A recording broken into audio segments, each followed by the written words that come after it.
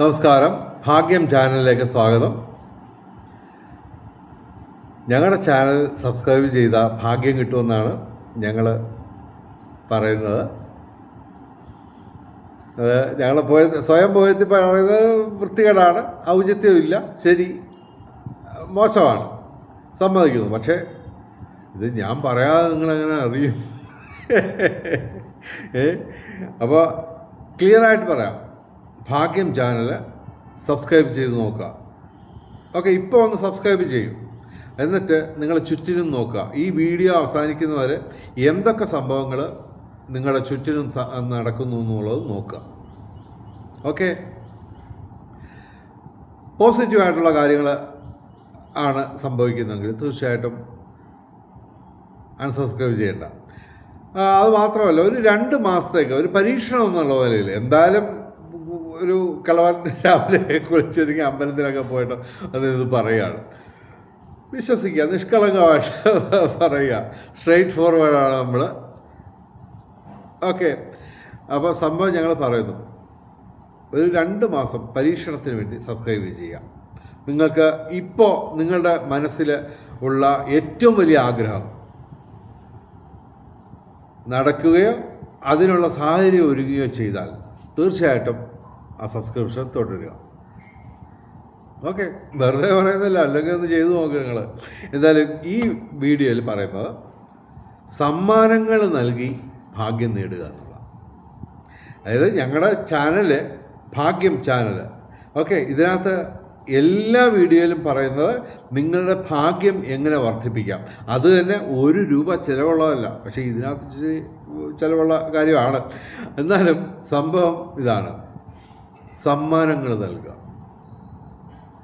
Okay, അതായത്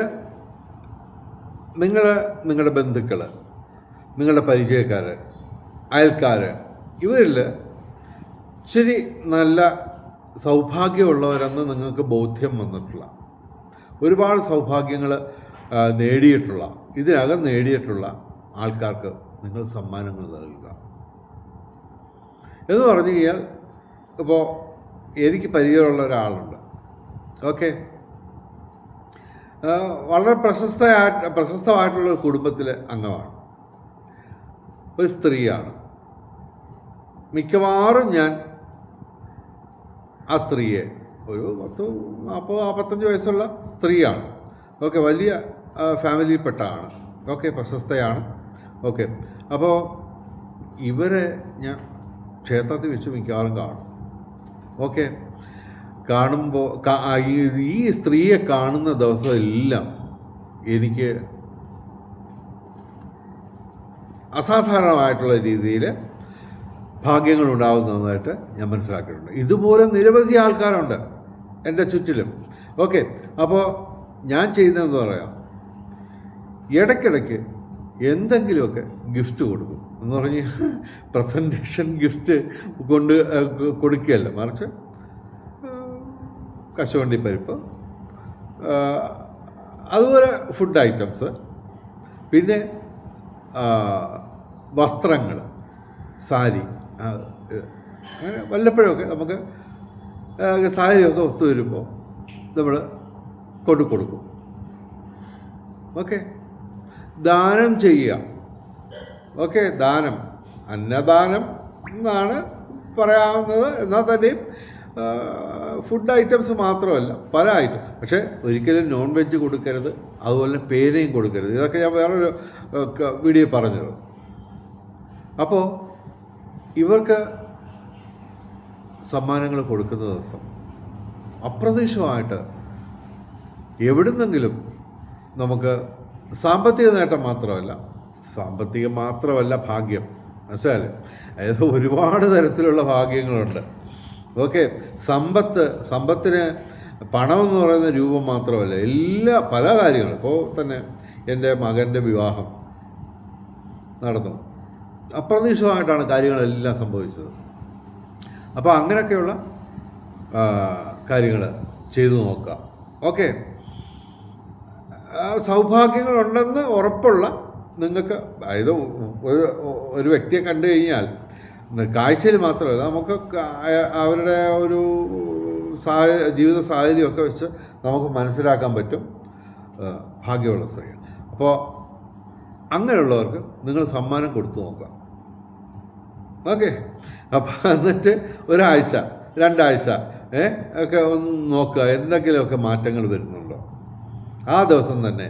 അത് മാത്രമല്ല, ഈ വ്യക്തികൾ മാത്രമല്ല, തീർച്ചയായിട്ടും ക്ഷേത്രങ്ങൾ, പള്ളികൾ, ഇതൊക്കെ തന്നെ മാറി മാറി നിങ്ങൾ പരീക്ഷിക്കാം.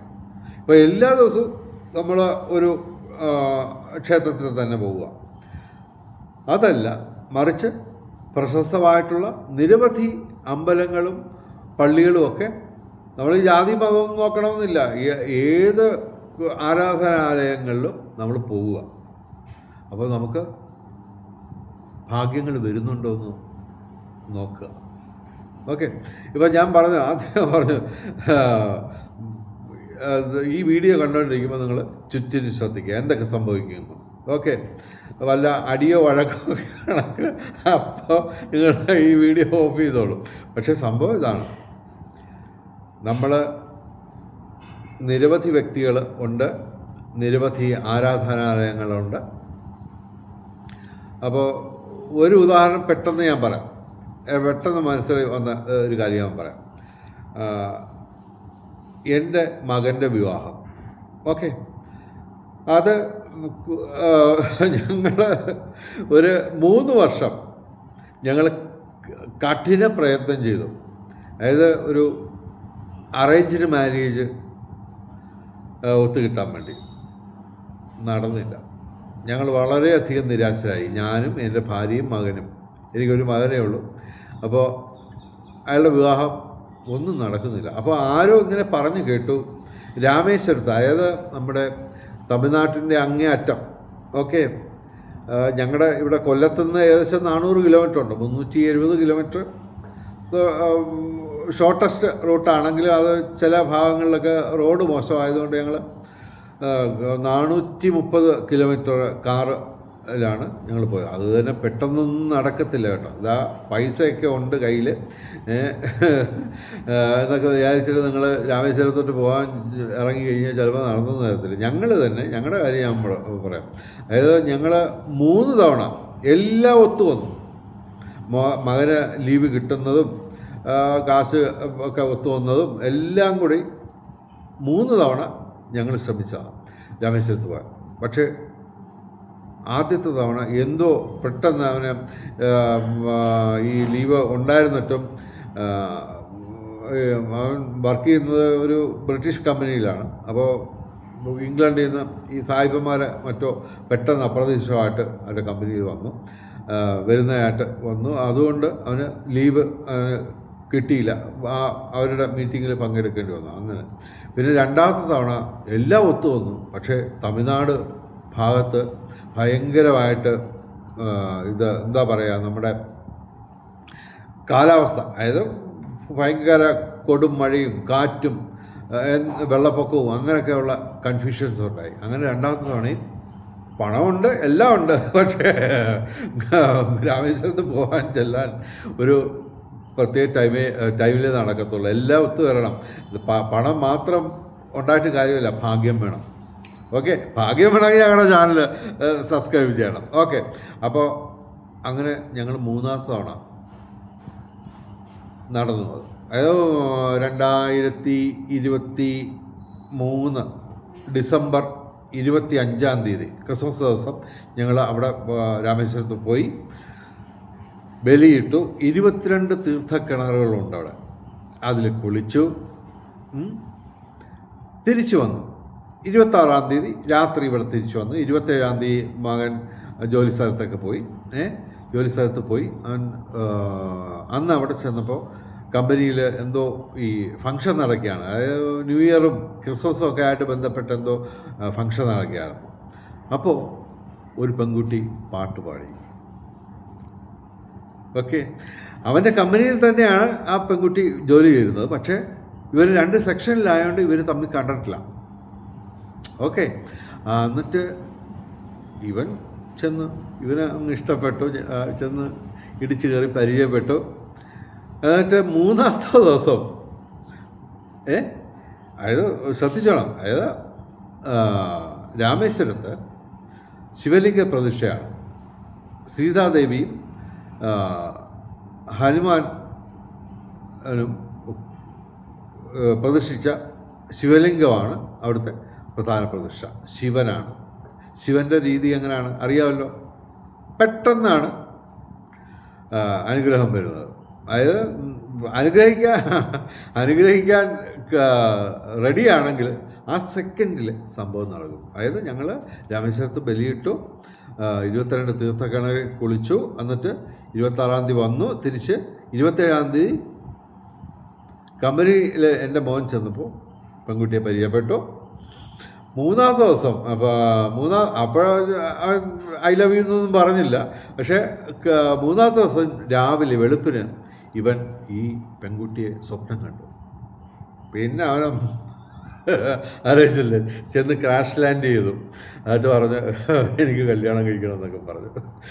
ഓക്കെ, എന്നിട്ട് അവൾ ബുദ്ധിമതിയായ പെൺകുട്ടിയാണ്. പക്ഷേ ഉടനെ അക്സെപ്റ്റ് ചെയ്തില്ല. അത് ഏതാണ്ട് ഒരു മാസം ഇവനെ നടത്തിച്ചു.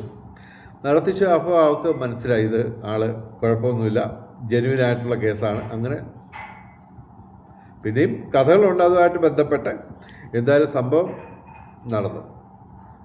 ഓക്കെ, അവൻ്റെ ഗ്രഹനിലയിൽ 5-ാം ഭാവത്തിൽ വ്യാഴമാണ്. ലഗ്നത്തിൽ നിന്ന് 5-ാം ഭാവത്തിൽ വ്യാഴമാണ്. അത് ജ്യോതിഷം അറിയാവുന്നതുകൊണ്ട് എനിക്കറിയാമായിരുന്നു ഇവൻ ലവ് മാരേജേ ചെയ്യത്തുള്ളത്. പക്ഷെ ഞങ്ങൾ സംഭവം അവസാനം ഒത്തു വന്നു. അങ്ങനെ അപ്പോൾ അങ്ങനെ നമ്മൾ ഈ സ്ഥിരം പോകുന്ന ക്ഷേത്രങ്ങളിൽ പോകരുതെന്നും പറയുന്നില്ല, ആരാധനാലയങ്ങളിൽ പോവുക. പക്ഷേ എപ്പോഴും നമ്മൾ പുതിയ ആരാധനാലയങ്ങളിൽ നമ്മൾ പോകണം. ഒരുപക്ഷെ ഏതെങ്കിലും അപ്രതീക്ഷിതമായിട്ടുള്ള ഒരു ക്ഷേത്ര ദർശനമായിരിക്കും നമുക്ക് കാര്യം നടത്തി തരുന്നത്. ഞങ്ങളും ഈ പറഞ്ഞ എല്ലാ ദിവസവും രാമേശ്വരത്തു നിന്ന് നമുക്ക് പോകാൻ പറ്റത്തില്ല. ഇവിടുന്ന് 400 കിലോമീറ്റർ ഉണ്ട്. അപ്പോൾ അത് സംഭവം നടത്തും. അപ്പോൾ അങ്ങനെ നിങ്ങൾ വ്യക്തികളെ മാത്രമല്ല, ക്ഷേത്രങ്ങളും ആരാധനാലയങ്ങളും തന്നെ അങ്ങനെ മാറി പരീക്ഷിക്കുക. തീർച്ചയായിട്ടും ഒരിക്കലും നടക്കത്തില്ലെന്ന് നമ്മൾ വിചാരിക്കുന്ന നമ്മുടെ ആഗ്രഹങ്ങൾ ചിലപ്പോൾ ഏതെങ്കിലും ഒരു ക്ഷേത്രത്തിൽ അല്ലെങ്കിൽ ആരാധനാലയത്തിൽ പോകുമ്പോഴായിരിക്കും നടക്കുക. അതല്ലെങ്കിൽ ഈ പറഞ്ഞ മനുഷ്യരെ തന്നെ നമ്മൾ ദാനം ചെയ്യാം. അത് അന്നദാനം ഏതെങ്കിലും തരത്തിലുള്ള. അപ്പോൾ അങ്ങനെയൊക്കെ ചെയ്യുകയാണെങ്കിൽ തീർച്ചയായിട്ടും ഭാഗ്യം അപ്രതീക്ഷിതമായിട്ട് വരും. അപ്രതീക്ഷിതമായിട്ടുള്ള വരുന്ന ഭാഗ്യത്തിനാണ് പൊലിമ കൂടുതൽ, ഉജ്ജ്വലത കൂടുതൽ.